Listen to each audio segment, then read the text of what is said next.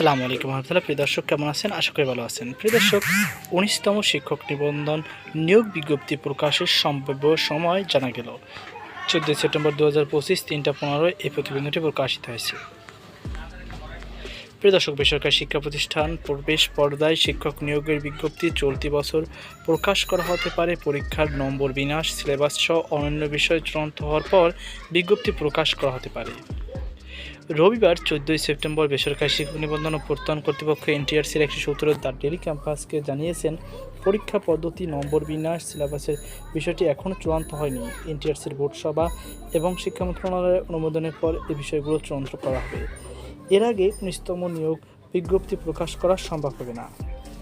এজন্য আরও ২ থেকে ৩ সময় লাগতে পারে।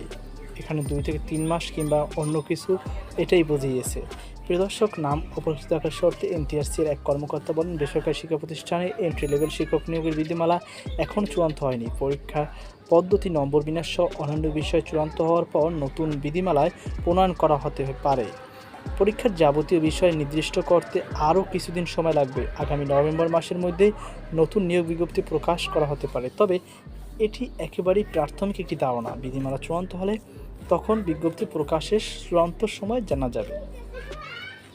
প্রিয় দর্শক, এদিকে আসন্ন ১৯তম নিয়োগ বিজ্ঞপ্তি পরীক্ষা থেকে লিখিত পরীক্ষা বাদ দেওয়ার প্রস্তাব করা হয়েছে। কেবলমাত্র প্রিলিমিনারি এবং ভাইবার মাধ্যমে প্রার্থী বাছাইয়ের প্রস্তাব করা হয়েছে। অধিক সংখ্যক প্রার্থীর নিয়োগ কার্যক্রম দ্রুত শেষ করার মহাপরিকল্পনা করার এ প্রস্তাব দেওয়া হয়েছে। নাম অপ্রকাশিত থাকার শর্তে শিক্ষা মন্ত্রণালয়ের এক কর্মকর্তা এনটিআরসির নিয়োগ পরীক্ষার ১৫ থেকে ২০ লাখ প্রার্থী আবেদন করে থাকেন। বিপুল সংখ্যক প্রার্থী লিখিত পরীক্ষা নেওয়া হলে খাতা মূল্যায়নে দীর্ঘ সময় লাগবে। সেজন্য কেবলমাত্র এমসিকিউ পদ্ধতিতে মূল্যায়নের প্রস্তাব করা হয়েছে।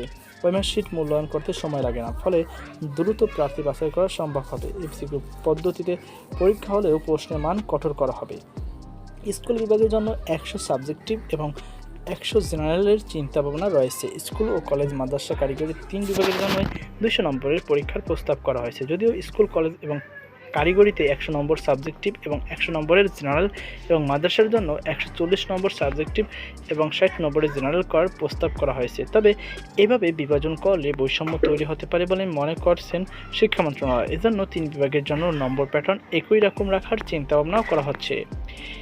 এ বিষয়ে শিক্ষা মন্ত্রণালয়ের এক কর্মকর্তা দ্য ডেইলি ক্যাম্পাসকে বলেন, পরীক্ষা পদ্ধতি নিয়ে আলোচনার অনেক ধরনের প্রস্তাব করেছেন। স্কুল, কলেজ এবং কারিগরির জন্য একরকম, আবার মাদ্রাসার জন্য আরেক রকম। ৩ বিভাগের জন্য পৃথক পদ্ধতি করা হলে এক প্রকার বৈষম্য করা হবে। সেজন্য আমরা 3 বিভাগের জন্য একই রকম পরীক্ষার পদ্ধতি নিয়ে ভাবছি।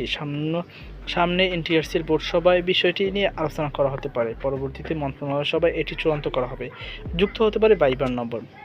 এনটিআরসি নিবন্ধন পরীক্ষায় কখনোই প্রার্থীদের ভাইবার নম্বর যুক্ত করা হয়নি। প্রথমবারের মতন ভাইবার নম্বর যুক্ত করার উদ্যোগ নেওয়া হয়েছে। যদিও বিষয়টি এখনও চূড়ান্ত হয়নি, তবে যেহেতু নিবন্ধনের পরিবর্তে নিয়োগ পরীক্ষার আয়োজন করা হবে, সেহেতু ভাইবার নম্বর যুক্ত করার ব্যাপারে ইতিবাচক শিক্ষা মন্ত্রণালয়। এছাড়া পরীক্ষার একটি ধাপ কমে যাওয়ায় ভাইবার নম্বর যুক্ত করা হতে পারে। এ বিষয়ে মাউসির এক কর্মকর্তা দ্য ডেইলি ক্যাম্পাসকে বলেন, বিসিএসের সব ধরনের চাকরি পরীক্ষায় ভাইবার নম্বর যুক্ত করা হয়। আমরাও এনটিআরসির নিয়োগ পরীক্ষায় ভাইবার নম্বর যুক্ত করার মতামত দিয়েছি। ভাইবার নম্বর যুক্ত না হলে প্রার্থীদের প্রকৃত মেধা যাচাই করা সম্ভব হবে না। আশা করছি আমাদের মতামত শিক্ষা মন্ত্রণালয় গুরুত্ব সহকারে বিবেচনা করবে। তো প্রিয় দর্শক, এই ছিল আমাদের সর্বশেষ আপডেট। সকল আজকে পর্যন্ত, আল্লাহ হাফেজ।